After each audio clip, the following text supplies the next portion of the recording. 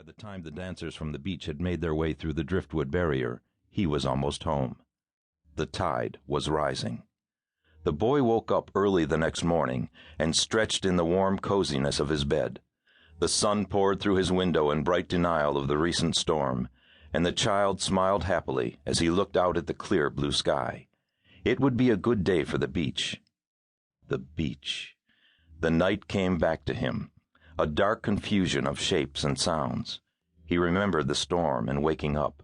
He remembered counting the seconds between the flashes of lightning and the thunderclaps. But the rest was all fuzzy, like a dream. He dimly recalled going down to the beach and seeing something. Dancers burying two people in the sand, and the tide coming in. The boy shook himself. It must have been a dream. It had to be. He began listening for the sounds of morning. His father would be gone already, working the woods. His grandmother would be bustling around the kitchen, and his grandfather would be sitting at the kitchen table drinking coffee and reading out loud to nobody in particular. But this morning there was silence. He lay in bed for a long time, listening. He told himself that if he listened long enough, the familiar sounds would begin, and the nightmare would fade from his mind. The silence terrified him. At last he rose and started to dress.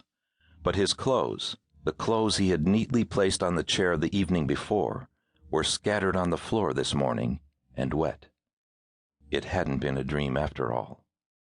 He put on clean clothes, dressing slowly, hoping every second that the morning sounds would begin, that he would hear his grandmother clattering dishes in the sink, and his grandfather's voice droning steadily in the background.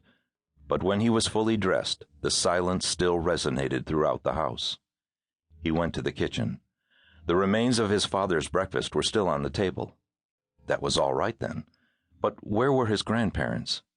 He made his way up the stairs, calling out to them as he went. They must have overslept. That was it. They were still in bed, sound asleep. Their room was empty.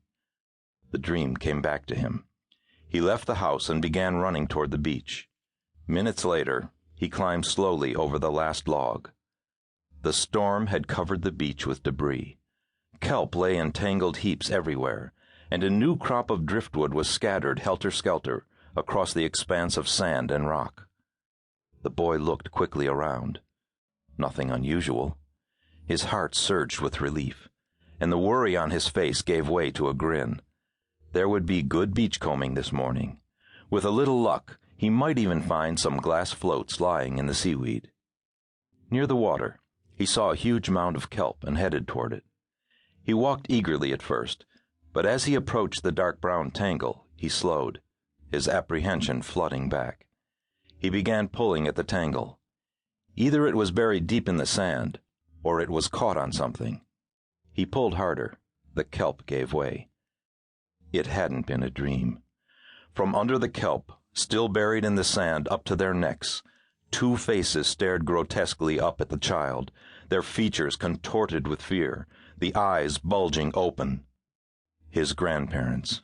The boy stared helplessly back at them, frozen, his mind whirling.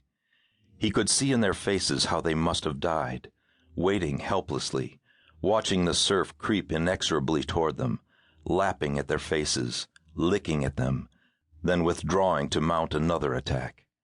It must have been a slow death, and a terrifying one.